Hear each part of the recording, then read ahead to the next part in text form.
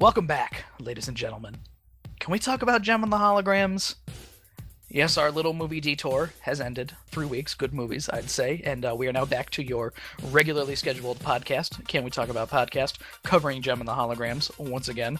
It was nice to get away from the craziness for a while, but we could never stay away for too long.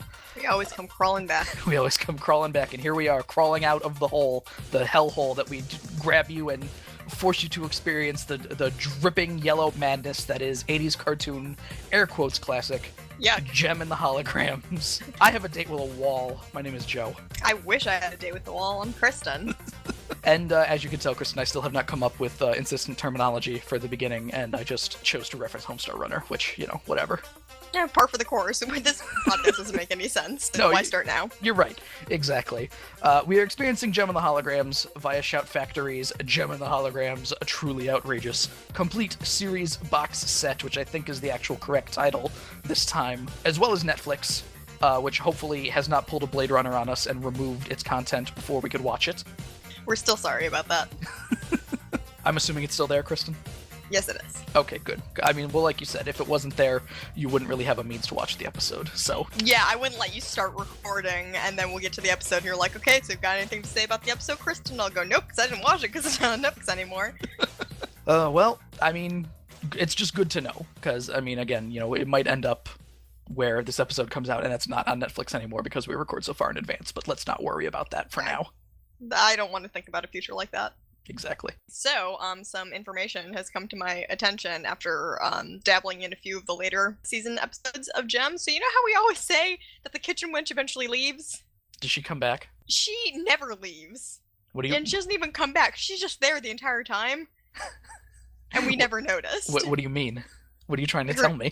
Her name is Mrs. Bailey, and she never stops caring for the orphans. So she shows up in the background, or just there's... And she still talks and shit. Like, as far as season 3, she's there and around, and they're talking about her, and she's shown getting stuff done at Starlight Mansion. All right, well, okay, maybe we should keep a counter or something on how long it takes for her to... Because that's season 3, first of all. If she goes the entirety of season 2 without showing up... So we'll have, like, a Days Without Kitchen Wench incident countdown? On the wall, yeah, and then just, But they only count when it shows Starlight Mansion. Right, and then she'll walk over and erase it and put the 0 there and give the thumbs up and be like, I'm back! See, I figured that she would be flipping us off for saying that she's leaving for half the first season. Well, I mean, is she, out of sight, out of mind, is basically how I view this. Yeah, if she's not there, she is gone. She's clearly not very thrilling if we forgot about her, both you and I having watched this series all the way through. Yeah, and forgetting that she returns. Like, I think that would have been a big thing for me, like, oh, look, it's this lady, but, I didn't remember Irish Synergy at all, and I'm not sure if she ever comes back, the worker I hope not. At Starlight Music. Her name is Joni, by the way. Yes, Joni. Irish Synergy. Let's be honest. Just like how Deirdre is Kid Pizzazz, pretty much. Basically. Kid Hulk. So, sorry to anyone who might have been listening and hearing us say, this kitchen wench that eventually just leaves for no goddamn reason with no fanfare whatsoever, because we were wrong the whole time. I'd still consider her wrong if her next appearance is in the 3rd season. I don't think so, but we will certainly see. Let's talk about our episode today. It is the Rock Fashion Book, an episode which presumably features rock fashion and books. Even though you've seen stupid. Even though you've seen the episode already, Kristen. This episode is thinks in the episode. Stupid. There are bats. There are bats. There's going to be some bats. Okay, baseball bats? Whales. Whale bats, of course. Uh-huh. Flying whale bats. And death and destruction. And this all sounds very exciting, I'm sure. So let's play the theme song, and we will get to it right now. Fashion and rock and books. Me and my friends are Gem girls. Gem is my name. Exciting adventure, fashion and fame. Once you're a Gem girl, you're never the same. Come on and be a Gem girl. Gem is my name. Me and my friends are Gem girls. Gem is my name. Truly outrageous, that's a Gem girl. Glamour, fashion and fame. Exciting adventure, fashion and fame. Once you're a Gem girl, you're never the same. Come on and be a Gem girl. Gem is my name. So, new episode, new writer. Rick Merwin, who I did not do any research into. He doesn't have a cool backstory like Slife of the Sky Dragon or anything, I don't think.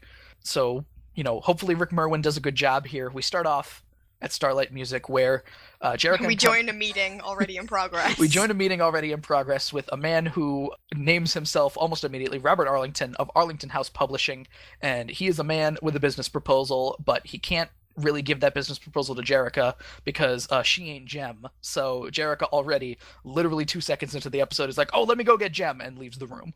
These guest writer people really love doing the whole, we need to establish early on that Jem and Jerica are the same person, whereas we get to like the second and third seasons and they're like, who the fuck is Jerica? Yeah, where there are entire episodes where Jerica does not show up. Yeah, but Jem comes back and this Robert Arlington man talks about how, oh, you won the fashion contest, so I would like to do a fashion book with you guys. So this is an In Stitches sequel. Yes, this I assumed because it said fashion that it would have some connection to In Stitches. I thought this would be another Shayna episode, but I was wrong. I think Shayna might say the least out of everybody in the episode. They make sure to mention at least that like they'll be wearing Shayna's designs, but she doesn't go anything like, "Oh, I can't wait to make all these new things for this fashion book." It'll just be, "Oh, we're wearing her designs." Yeah, she already had her anxiety attack over her passion, so we don't care about that anymore. And Robert Arlington does make sure when he gives this pitch to Jem that he drops the title of "I want to make a rock fashion book." Bravo. I've never heard of that before. Like, I understand what like books with their subject being fashion are, but It's this like sounds like to me is a lookbook. I likened it to like a gravier thing, like I guess like so. like an idol book, basically. I guess that makes sense, but American, and there's another hologram Dosido where Jem has to turn back into Jerica, and she's like, oh yes, we'll of course do it, I'll sign everything. Jem told me about it very quickly, and I feel like at this point, if I were Robert Arlington, I would be like, you and Jem have the same exact voice. Yeah, because she leaves the room. It's one of those things where she leaves the room, she waits 2 seconds to say show's over synergy, comes back in, and then yeah, she's just like, oh, Jem told me everything, and I have the contract in my hand, and I didn't read the contract, but I'd love to sign it. Yep. Where do I put my autograph? Whoops, I accidentally wrote Jem on the holograms.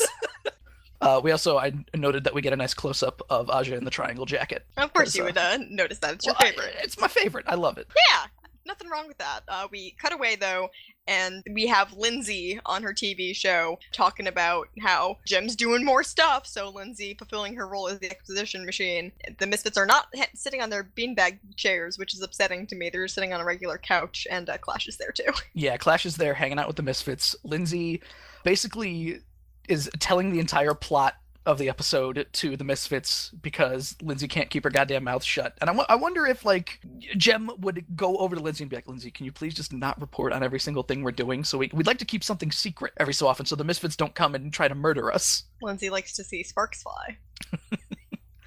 Well, actually, their first instinct is not to murder Jem and the holograms in this situation, the Misfits. They instead get the idea, we'll make our own rock fashion book. Why not? Yeah, and Roxy calls Jem the Holograms no talent turkeys. Which is the first of two references to turkeys in this episode. Yes, I noticed that too. Like it's fucking the Riding with Death episode of Mystery Science Theater. A lot of turkey references. So many turkeys. So yeah, I didn't realize it at this point, but later on I was thinking to myself, well, Jem and the Holograms got approached for this fashion book because of the contest. The Misfits also won that contest. They did, so it's They kind of got snubbed. It's kind of weird that Robert Arlington didn't go to both of them just so he could see sparks fly to try and get them on the same fashion book. It's like these rich men don't understand how the show works. Pizzazz is worried also that this rock fashion book will give Jem and the Holograms the edge, which I don't know what that means. I think it's just Extra publicity. Motivation for them to, like, more popular, but I don't think it's that big of a problem, Pizzazz, okay? Pizzazz has a competitive spirit, and she does. The devil inside of her. And she uses that devil inside of her to coerce Clash, even though she probably doesn't need any coercing. She, like, pulls her off to the side and whispers to her like it's supposed to be a big fucking secret to be like, go spy on Jem and the Holograms, and if we need to go to Plan B, we will. Like, why couldn't she say that in front of everyone? I don't know, the cameras were watching. Pizzazz whispering as well is something that I don't think she is physically capable of doing.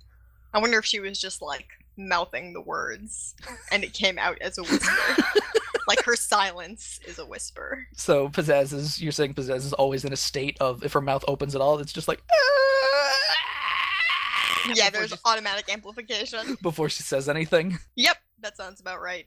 So we cut to a marine park, which comes out of fucking nowhere, and Clash is upset that she has to pay $10 to get in, which her family has a decent amount of money, so I don't know what her problem is. She probably took it out of Video's bag. Yeah, for real. It's just like, oh, Video might notice this time that I'm jacking money out of her wallet. Also, the last time I went to an aquarium, it was like $35, so shut the fuck up, Clash. Hey, these are 1986 prices. Times change. Whatever. We join Jem and company at the photo shoot location at the air quotes marine park, which is, I guess, totally not SeaWorld. I noticed in the little panning shot as it goes over, Rio's got his arm around his number one bae, the lights. I didn't notice that he was here for a little bit until he started playing Hero Man, and then I just got pissed off. No, well, until he was Prince Ericing, I guess, first. That happens first, but God, I feel bad that I find him so frustrating in this episode, because almost everything that frustrates me is actually Jem's fault. Yes, well, that's a big problem. Is there's a lot of stupid Jem, Jericho, Rio things going on in this episode, which we will get to pretty quickly. I think first they take a picture of some dolphins jumping out of the water and like kissing them on the cheek. Apparently, yeah, those cameras have like just insanely fast shutter speed to catch the jumping ass dolphins, but whatever. Kimber says that she wants a dolphin, that they're cute, and Jem is just like, yeah, you could keep it in the bathtub. I wrote down that was condescending and rude, Jerica.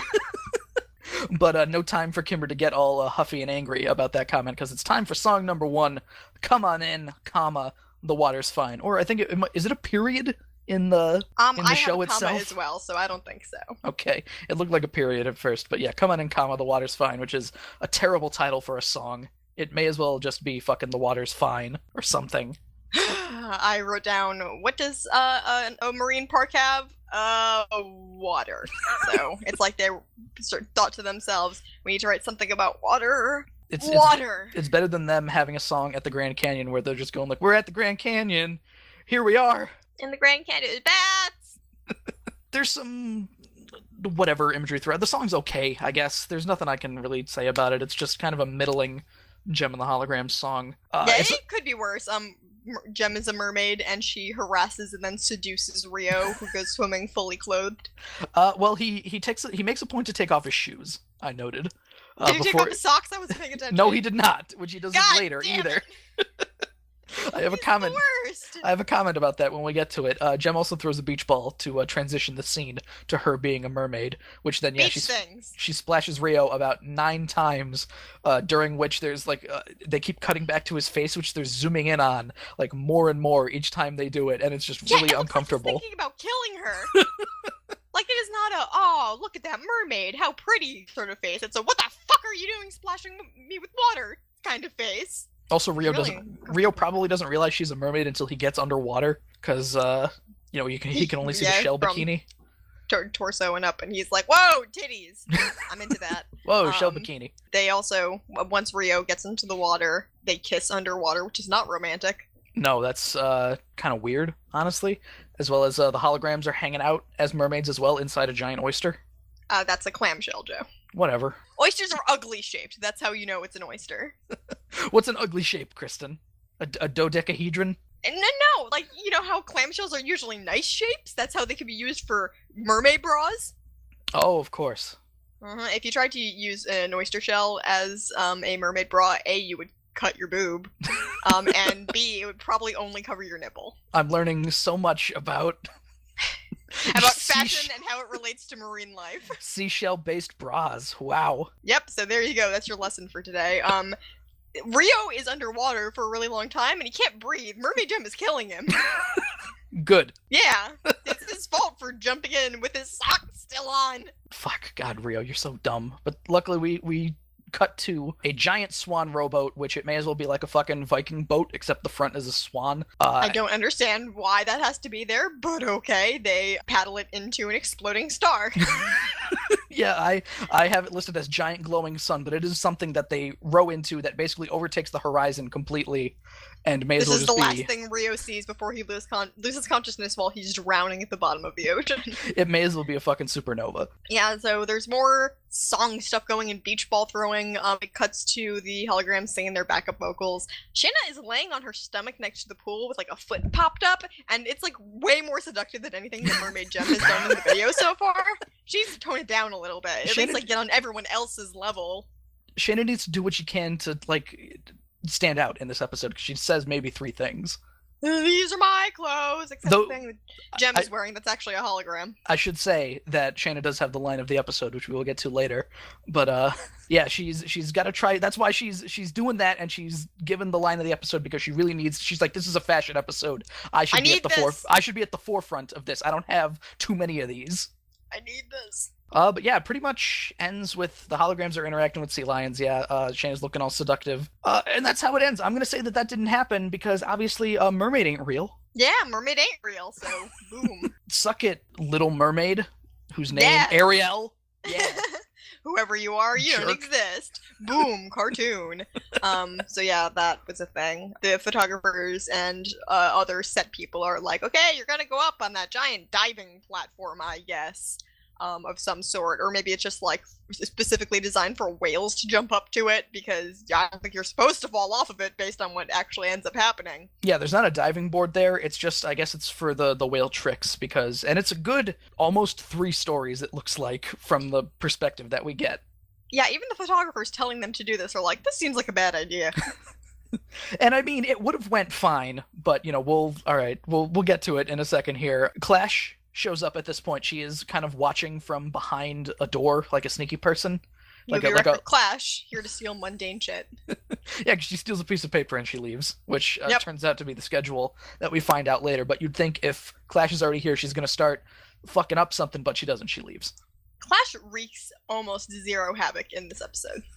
It's like this writer didn't know who Clash is. She just happens to be at locations when accidents happen. Yeah, none of it is actually her fault. So they're up on the platform at this point, Gem and company. So they're all holding the fish out, and Gem says, "Steady, holograms. Remember, these are killer whales." And then Shayna, in her infinite wiseness, goes, "That's okay. We're wearing killer outfits." But she says it like the voice actors cannot believe she is saying something so fucking stupid.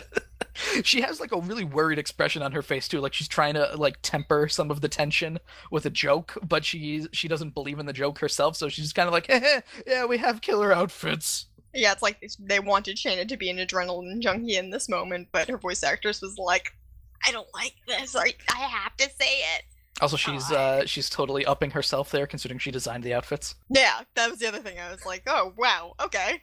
Just like later when they're getting photographs and they're like, wow, we look great. It's like, shut the fuck up. But yeah, they get a nice shot of these whales jumping like 20 feet, 3 stories, whatever, out of the water to get these fish from the holograms and company. And they go to set up the shot again.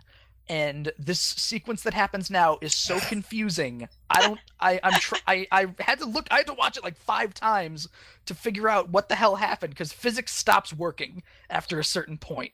Yeah, you want to know what happened? Kimber was being a greedy bitch and she wanted to be in front and she made everyone fall.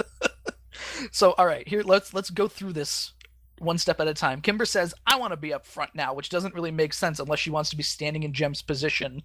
Yeah, she's actually still third in the line based on where the camera is, but okay. And as she says this, she's not really like bumping anybody or anything. Like literally, she is standing in a normal position, and then all of a sudden she goes, "Whoa!" and like falls off the platform. Yeah, she goes right underneath the railing. She threads the needle, falling under the railing, grabs onto the bottom of the platform, and also grabs onto Shayna's ankle in the process, which shouldn't have dragged Shayna down, considering at that point, Kimber has like fallen all that she could fall, pretty much. but she ends up grabbing Shayna's ankle, which rips Shayna under the bar as well. Jem grabs onto Shayna's hands to catch her as Kimber isn't like, I'm sorry or anything, as she rips Shayna down. Jem can't hold on over the railing, so Jem and Shayna fall. No one uses the railing. It's there for safety. Yeah, Aja, being fucking stupid, sits down and like doesn't even brace herself or anything on something and grabs at Kimber's other hand to try and pull her back up, but they fall in too. I don't know what the fuck just happened. All of them go underneath the railing for their safety. That is there for their safety. They need to make a bigger railing, I guess. And this isn't even the stupidest thing that happens in this episode. Segment 1 basically ends at this point as we see the same shot of Jem like looking like, oh, I'm drowning, even though she's not, like twice, and a killer whale coming with its mouth open at her. I'm just gonna get eaten by a whale. Sadly, Shayna did not anticipate that killer whales love to eat killer outfits. A killer outfit could not protect them from a killer whale, as it seems. Nope, it's not armor. Come on. Segment 2 starts. Everybody's underwater now. Whales are like swimming around them, pretty much. Here's where Rio takes off his shoes again. God! for the They must second be like time. Italian leather or something. I was gonna say, why did you go to the fucking marine park with your kicks that you don't want to get wet when it's like 99% water there? Ugh. And as he jumps into the water, I was like, okay, before that was like a music video dream sequence that wasn't really happening. This is real life. At least take your shirt off. Like, the reason we don't wear clothes into pools is because they weigh us down. Yeah, it's gonna, if you're trying to do a rescue mission, it's probably gonna fuck with you. Which the photographer they man couldn't have a lifeguard standing there as these four people who apparently cannot swim are shooting next to a giant pool full of animals. Yeah, because the lady who works at the marine park runs back into a storehouse to get some fucking life preservers as the photographer and Rio jump into the pool, both fully clothed, to grab all of the holograms.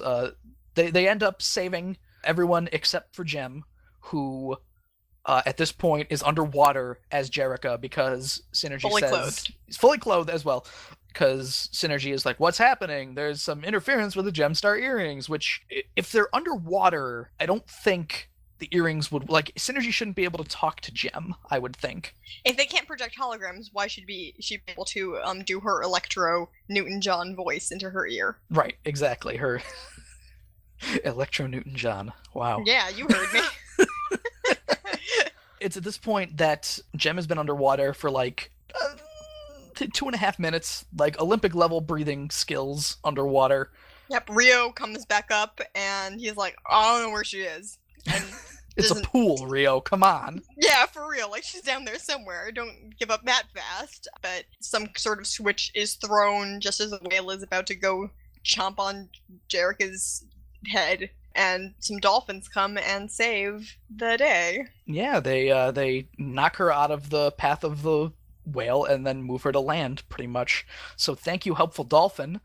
They pop Jerica up onto the side of the pool, and she's put in plain sight for several seconds, and no one notices. It's not that big of a pool. Before she turns back into Jem. I wanted to make note that Synergy does refer to the earrings as the Gemstar earrings, which I guess means that this is official. This isn't just a Beth Bornstein Adventure in China thing. I'm sure we will notice when it comes up again. Right. Just, second time, 5 episodes after the first time. Great consistency. Rio comes over to find Jem, and there's a very awkward moment where Jem makes kissy lips, and then Rio kisses her on the forehead. Yeah, he's suddenly like, this is a little bit weird, and Jem, who is an idiot, says to him, sensing his hesitation, says, just hold me for a minute, Rio. Jerica would understand. Stop gaslighting your boyfriend! I'm glad that Rio just kind of leaves after that, because he's not like, oh, good, Jerica will understand. He's like, you're not Jerica. Why would you, what? This feels really weird. And yeah, Rio turns away and he's like, let's get you over to the towels and stuff. Like, maybe she's got underwater crazy sickness or something, and she'll stop trying to kiss on me. Let's draw you off and get that crazy out of you. So they're like, well, after that near-death experience, I hope you guys are ready to go to Washington, D.C. Yay! And they'll even give you time to dry off. Ha ha ha ha, you didn't just die. I don't know who this woman is. Sumi? who I believe we learned her name is she just the assistant to the photographer? I guess so. It was at this point that I was thinking, like, at first I was like, based on what happened in Stitches and like their clothing, I don't get why the Marine Park is the first place they start shooting, because I don't really see what the connection is. Well, And then they go to Washington, D.C., and I was like, ah, yes, perfect. Well, dolphins in Washington, D.C., like peanut butter and jelly. I have a problem with like the path that they taking the pictures, because they start presumably in California at this marine park, and then they go all the way across the goddamn United States to Washington, D.C., and then later go to the Grand Canyon, which is probably closer to California. Yeah, it doesn't make much sense at all. Okay, time to shut up, Joe. Whoop, whoop, sexy clown outfit alert. Yes, the Out of My Way motif is playing, which means that it is time to get back to the Misfits, and here we are with Pizzazz in her shitty sexy clown outfit. You call that shitty to my face, and you see what happens. And I was too busy looking at that to realize what Roxy and Stormer were wearing, but they're all wearing Bret Hart sunglasses. I called them bangin' sunglasses. Roxy asks, "Are we the queens of surf or what?" And the cameraman, probably exasperated after this fucking entire day of shooting these goddamn idiots in front of surfboards, goes, "Or what?" Yeah, he is not thrilled. The Misfits continue giving him direction on how to shoot them, and Pizzazz really wants to see the reflection of the sun in their sunglasses. And the cameraman becomes indignant at this point and says, "Do you want fashion or do you want artsy smartsy?" I didn't know there was a difference. That doesn't seem like too big of like an artsy schmartsy kind of thing, having the sun reflected in their glasses. That just seems like a good idea, honestly. No, it would be like if Pizzazz were like, okay, so I'm going to hold Roxy and Stormer at the same time like the fucking Pieta. I'm gonna wear a dress that's completely white, and I'm gonna stand against a white wall and like turn to one side, and half my face is gonna be black. That's We're Archie gonna- Smartsy. We're gonna cut off Roxy's arms, like at the mid bicep point, and she's gonna be a statue. She's gonna be. We call it Roxy DeMilo. It'll be great. Perfect. Now she can't write and she can't read. Wonderful. Oh, great. She's having a really good time. This is enough. Him lashing out about fashion or artsy schmartsy, that it gets him fired. His name is Harvey, which whatever, I guess. I like that Pizzazz says, "Get off our beach," which to me signifies that Pizzazz owns the beach. Well, why wouldn't she? First of all. Yeah, exactly. They get the idea, basically, at this point, they'll take pictures themselves. They're gonna go to an amusement park, and they're gonna take pictures of each other, except Pizzazz is never going to be the one to hold the camera. It's always gonna be a picture of just Pizzazz, or Pizzazz and Stormer, or Pizzazz and Roxy. I don't understand why Stormer even bothered asking when Pizzazz would be taking pictures, because she should have known what the answer was. That's true. Here, I just want to touch on what the Misfits are wearing at this amusement park. Roxy's wearing a purple and orange Zubaz jacket with matching boots. Pizzazz has on some orange, black, and pink dress, and Stormer looks like she's dressed like a normal human being, other than her Zubaz skirt. Yeah, Stormer has like a white top on, white sleeveless top, and a cute little orange and yellow lightning bolt zebra print skirt, as you call Zubaz. Yes. But it's a cute outfit. Yeah, no, and it looks out of place next to fucking Color Starburst, the other two. See, she was just ready to go to the amusement park, and they were like, "Rock fashion book!" All three of them get through the turnstile to go on a roller coaster at the same time, I noticed, or the cut is awkward, so it looks like they're already all in there, but the turnstile is turning as they're all walking, so it looked to me like they all went through the turnstile at the same time. They only had one ticket. In classic Misfits fashion, they are just casual I'm rule surprised breaking. they didn't just jump the turnstile. But that leads us into our second song here, We're Off and Running, which is a very roller coaster-centric song. Yeah, the first half of this is basically nothing but very slow roller coaster footage. I like how there's like a wide shot of basically the entire roller coaster, and the roller coaster cars are covered pink with like pink amorphous blobs in the front seat, which are clearly the Misfits, but it just looks really low detailed. Like, they're not even colored in at all. They're just pink. Yeah, roller coaster. It's really big. It's all a metaphor. Yep, and more than looking good, they're looking stunning. They're off and running. Roxy is attempting to take pictures while on this roller coaster, and that camera is going to whip back and knock one of her eyes out.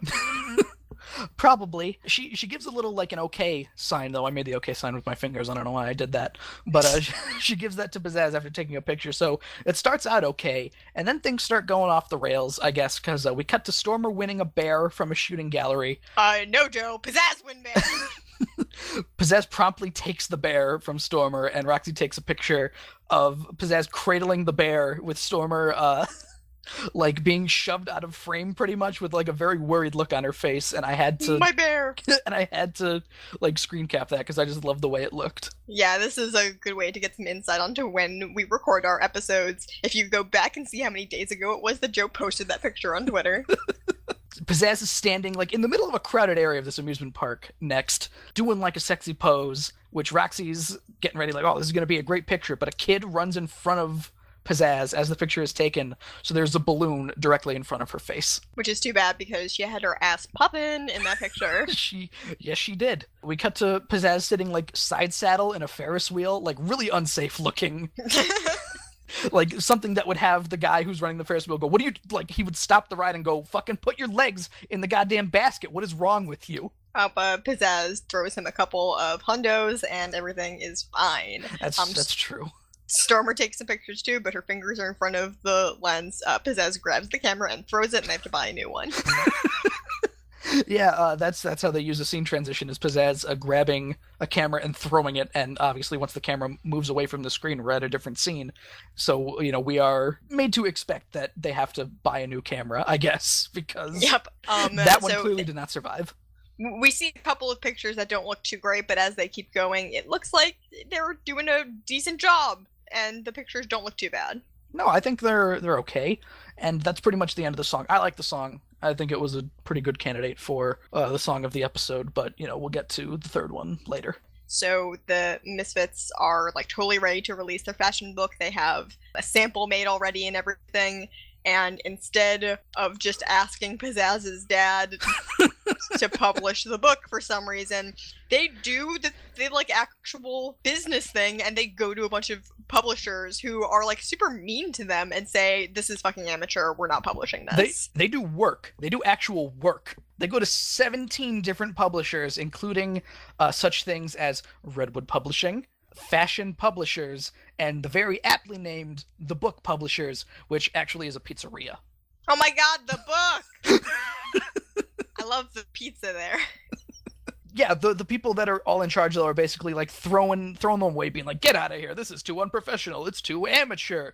And this is very clearly taking its toll on the Misfits, because Storm looks like she's gonna have a fucking nervous breakdown after being denied by 17 publishers. And Pizzazz gets pissed off enough to call them turkeys, so double turkey. Oh, you mean like butterballs? Love those. I just said double turkey and I started thinking about sandwiches. I'm always hungry when we record this fucking podcast. So now it's time to move to Plan B, because Plan B, oddly enough, is not ask Dad to publish the book. It's let's fuck up Gem and the Holograms book for some reason. They gave doing it right a real college try. They gave it 17 college tries. Yeah, and it didn't work out, so I don't blame them for kind of just being like, okay, fuck it, whatever. Yeah, but I did write down, no, why not just make Eric open Misfits Publishing? Where's Eric this episode? He's nowhere. I just realized. He's spending time with his son before he leaves. She's like, Dad, I don't got much time left. It's okay, son. It's okay. He's smoking a pipe and reading Zipper a book. Do you have enough strength to leave Kimber in a volcano? I think so. Okay. Can you read me Goodnight Moon again? What a lovely family scene. It's stupid. Much like this episode. Oh yeah. See, this is what happens. This episode is boring us so much we have to wonder what Eric and Zipper are doing. So we cut to Gem and the Holograms in front of the Washington Monument on like a scaffold for some reason, and as soon as I saw the scaffold, I was like, oh, it's this episode. I remember this stupid bullshit. Because it is the stupidest bullshit. Before we get to Clash, let me, real quick, we need to comment on Gem's amazing Technicolor dream coat that she is wearing. Red and yellow and... I can never remember what comes after yellow. And Aja has a scarf over her shoulder for some reason. Fashion. Fashion. Rock fashion. Those are the only two fashion things that I wanted to make note of, because obviously the fucking Gem's stupid Starburst trench coat looks terrible. Yes, but okay, so Clash is just hanging out. I'm pretty sure people aren't allowed this close to the Washington Monument, like, for the most part, unless you're on a tour or something.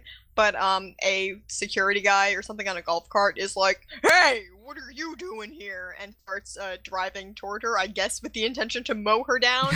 And Clash is like, "Oh, okay, I'm getting out of here, I guess." So she just leaves, like, Clash she doesn't isn't do anything. Clash is not doing. She starts off. She has her back pressed against the Washington Monument, probably plotting something.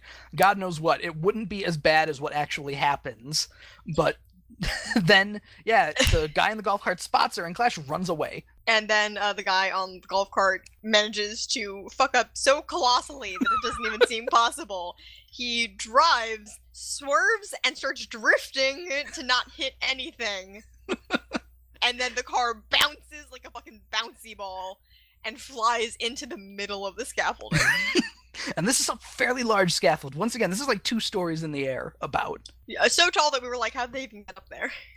Pretty much, yeah. There's no ladder or anything, but it's a scaffold. Doesn't matter. But somehow, I don't understand. There's literally physics once again stops being a thing as like somebody turns on moon gravity and then turns it off immediately because it kind of the cart bounces on nothing, which allows it to fly up into this scaffold, which is, I think, probably the most egregious example of like something literally impossible happening.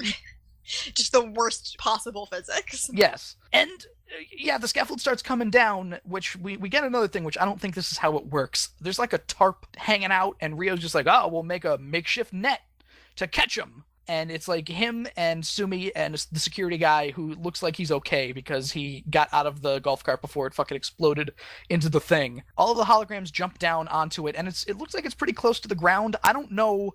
I mean, again, these are probably like fucking 90-pound women, so maybe it's not that bad. They might as well have floated like they were doing the airplane mode from Paper Mario. Started fucking flapping their arms, and they would have been Here fine. I go. This is just irritating me now because, like, catch nets for people to fall on work because they're kind of stretchy and they, like, cushion your fall. A tarp isn't really stretchy. No. Like, they bounce on it, so, like, maybe.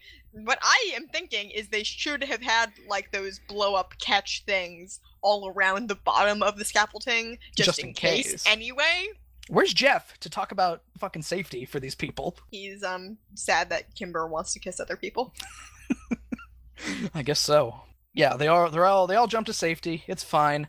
Jem immediately suspects the Misfits, even though they are in Washington, D.C. I know we say a lot that, like, when the Misfits actually do something and they're like, what an awful accident, that they should suspect the Misfits. So this instance where this was absolutely not Clash's fault, but it's frustrating that they're like, we're in a completely different state, all the way across the country. I feel like the Misfits probably did this.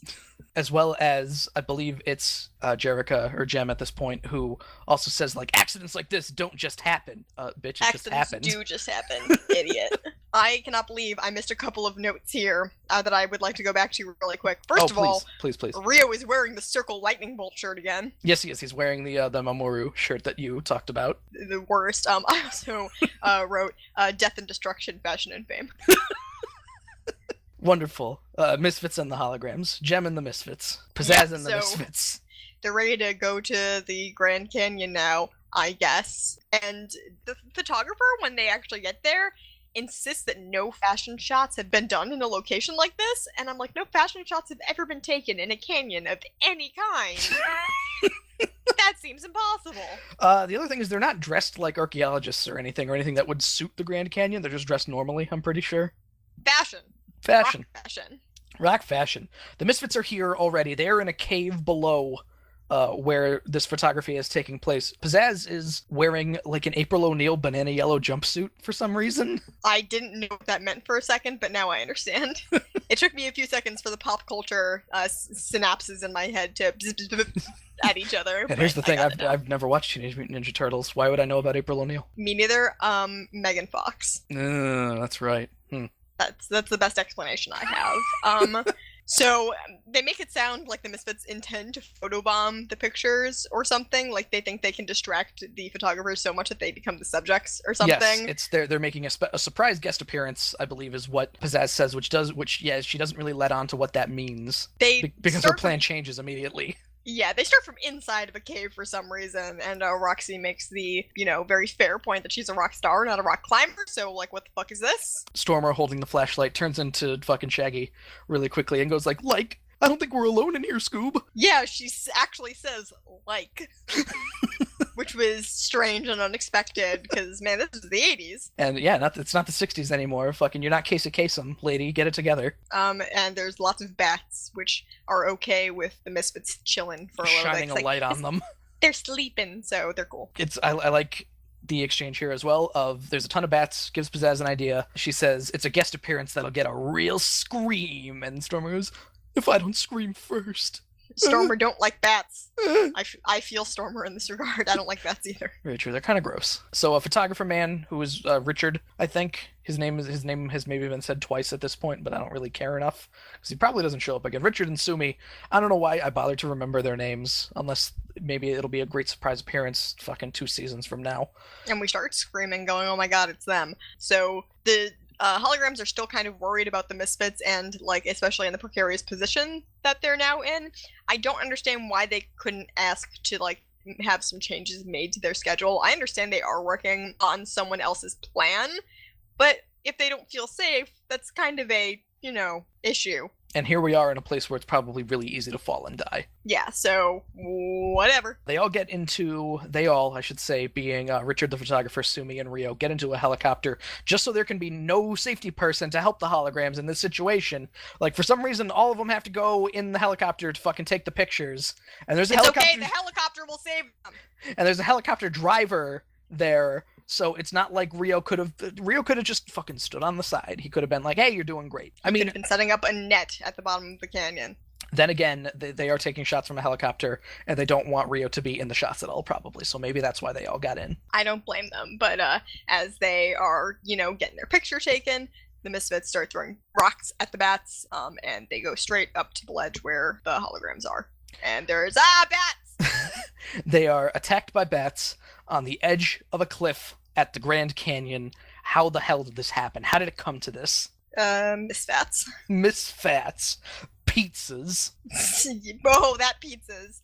End of segment 2. Featuring bat death. And as you have written down, start of segment 3, bat death still in progress.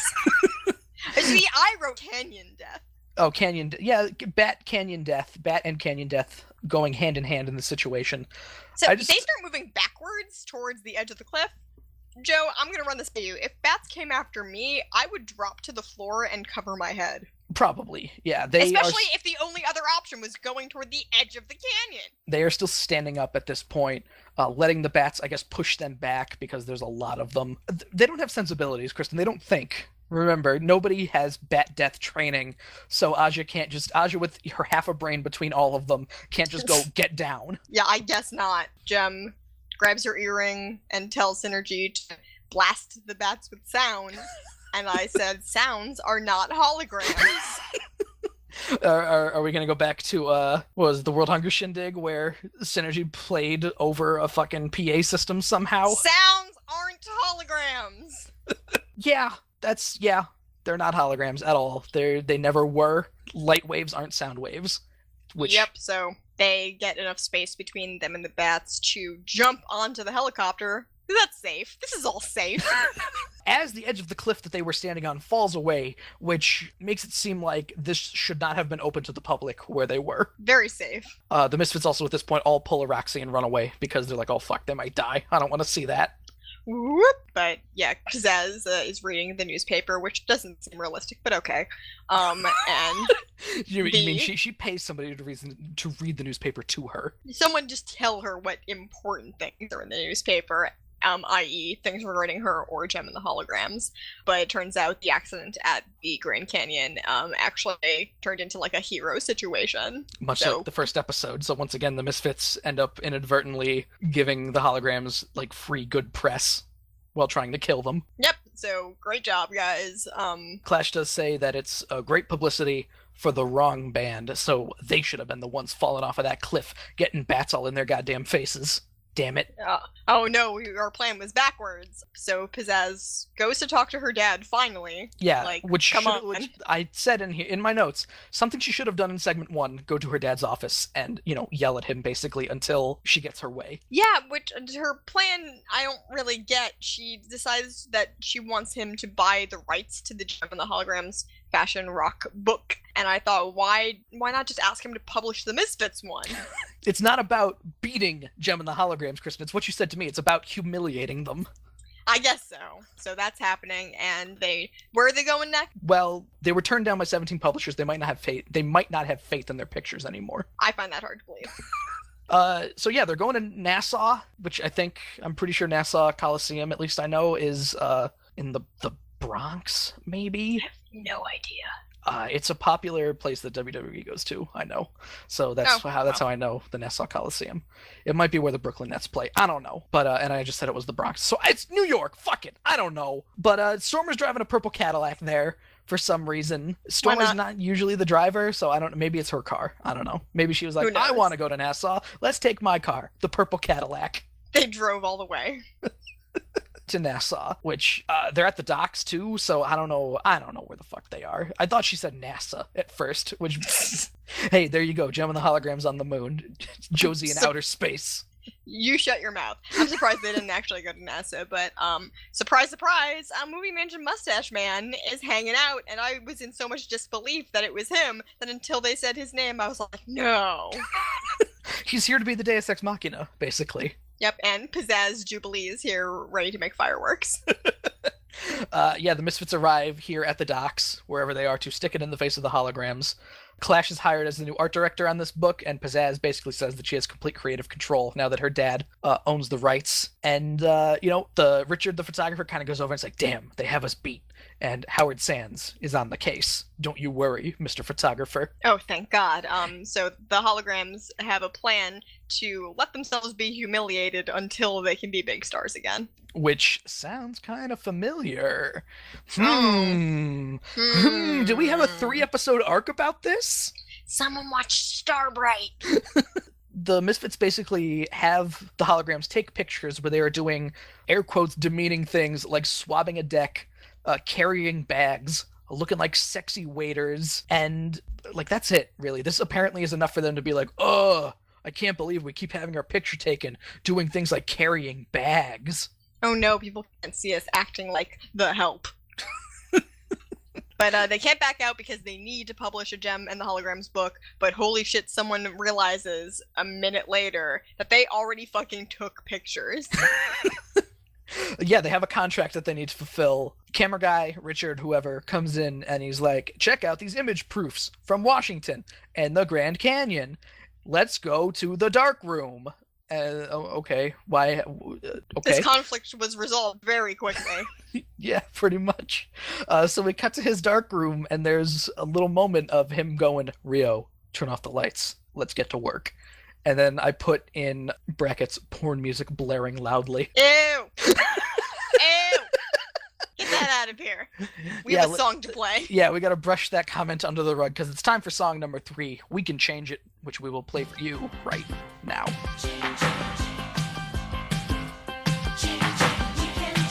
When the darkness enters in, we can change it and add some light. We can change it when the fears and doubts begin. We can change it and make it right. There is so much we can do.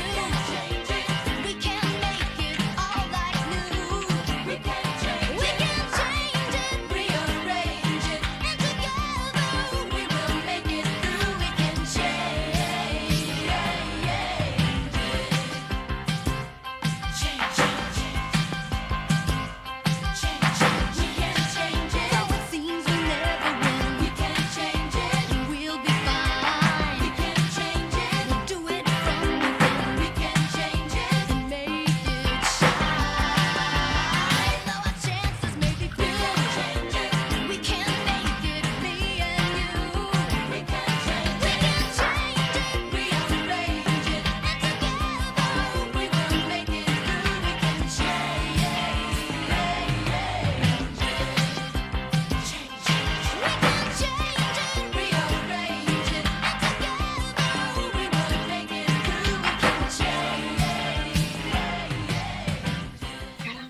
much to say about this song. Nor do I, actually. A lot of the footage that we see in the song is kind of shown twice, at least twice. Yeah, Sometimes there's a lot of 3 or 4 repeating times. images. It's not even anything terribly interesting to talk about either. It's just like a film strip with all the holograms on it, and they're moving. It's like Jem standing in front of a film background. Them coming out. Jem has her racing racist jumpsuit on. Yeah, Jem the racing racist, of course. She's getting ready to, she was like, you know what, I think we need to spice this episode up a bit. I'm going to get controversial, and she puts on her racist suit. That's how you get in the press. All the clicks. Yeah, perfect. So there's lots of darkroom action. There's like film strip posing and singing, kind of a la the opening segment or theme song. Kind of, yeah. They're coming out from behind film strips like it's a curtain. I wrote pretty much like, oh, Yeah. hello kind of things, or like they're coming out from like changing outfits or whatever, like that trope. Yeah, there's horror movie black and white flashing. There is. This is a very red and black and white music video. It could be for a metal song, really. If there wasn't a woman with pink hair, you would think it might be for some sort of death metal band. Jugga, jugga, jugga, jugga, jugga, jugga, jugga. Jem and Rio are inside bubbles made out of film chemicals, so that's definitely symbolic for like how their relationship is killing them, I guess. So yes, they are dying. They are trapped in these chemical bubbles where they will die, pretty much. They repeat most of these images. Yes, at least 2 or 3 times. I had written this looks more like a music video than what we've seen so far, but I wrote that before the thing started repeating like ad infinitum. So Yeah, if they had just varied the footage a little bit and not repeated everything twice, it could have been better and we would have had more to talk about. yeah, I guess that's why we chose this as a song, so we could pad it out, so you could listen to it and be like, oh, that's a nice song, and we could be like, it happened. Darkroom. And Rio and the photographer were definitely having sex in the dark. That was, yeah, they put up It's the all song a cover up. so they could cover that up, exactly. And yeah, it's just that let us skip over the entire darkroom process of what they were doing, which they don't reveal what exactly they were doing until. Is it supposed to be a mystery? Like they're developing the photos they took earlier. That's what you do in a darkroom. Well, I mean, there's a big revelation because right after he's like, all right, we've got these photos, and these are the photos we're going to give to the Misfits, which I thought at first meant it's like, oh, so they developed the demeaning pictures, and they're like, hey, look, Misfits, we did it, and they were going to like publish the book on their own, but that's not exactly how it happens. Because Pizzazz needs to catch a plane, so she grabs the envelope from the guy and flies back home, presumably to Nassau, from Nassau, to home from Nassau. Whatever. So apparently, at some point, a photographer took pictures that show the Misfits at the Grand Canyon.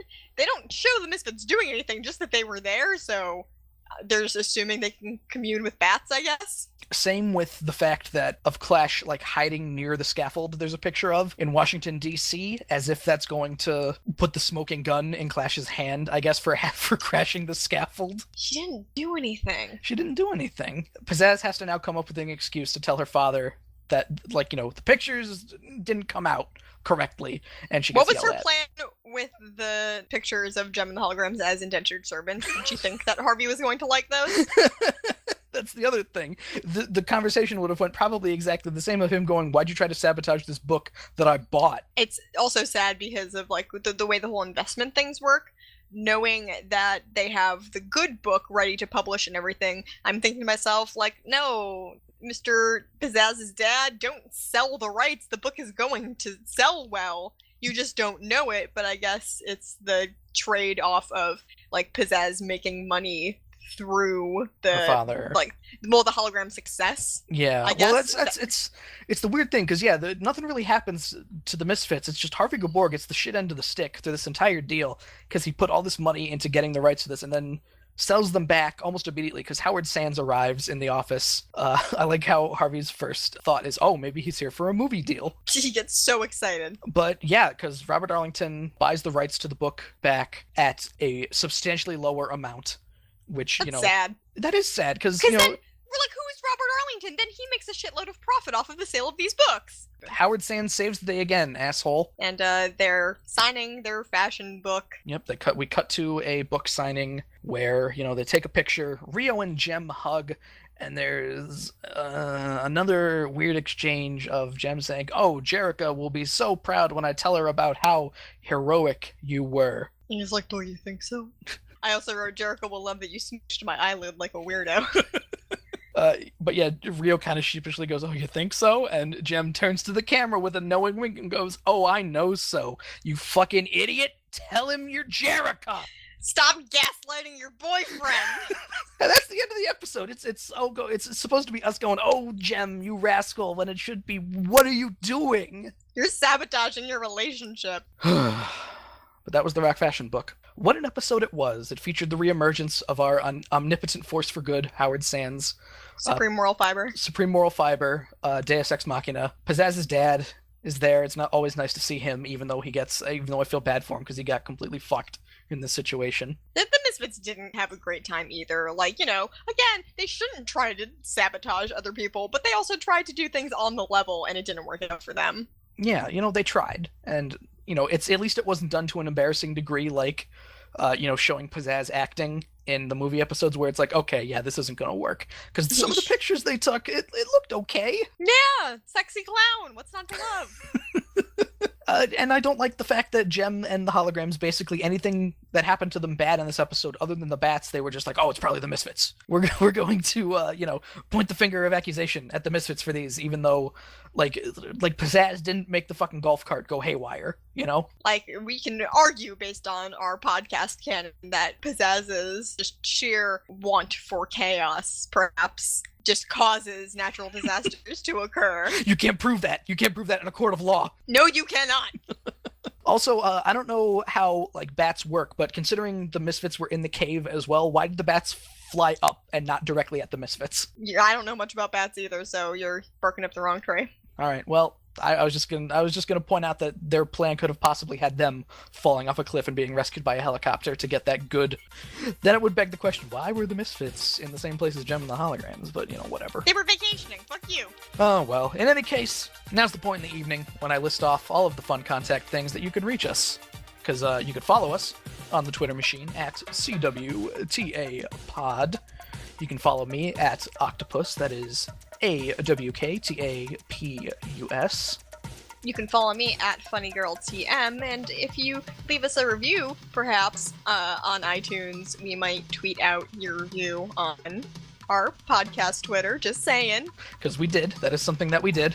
Someone say we have a good podcast. That's fine. I'm fine with that. And, feel free to send us an email as well, cwtapod@gmail.com, where you can tell us about your own rock fashion book, or your time as a Grab Your Idol, or whatever. Don't tell me about those things, they'll just make me mad. Next week... Why don't I have a rock fashion book? I am a fashion person. Why am I not a Grab Your Idol? Ew.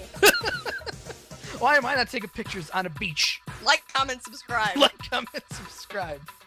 Next week, Broadway Magic. Like, comment, subscribe for Broadway Magic.